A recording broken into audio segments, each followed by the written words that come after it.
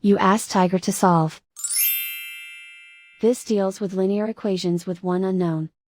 The final result is y equals 2. Let's solve it step by step. Group all constants on the right side of the equation. Subtract 1 from both sides. Simplify the arithmetic.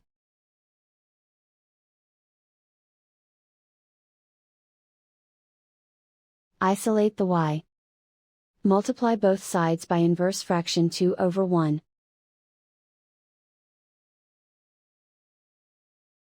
Group like terms.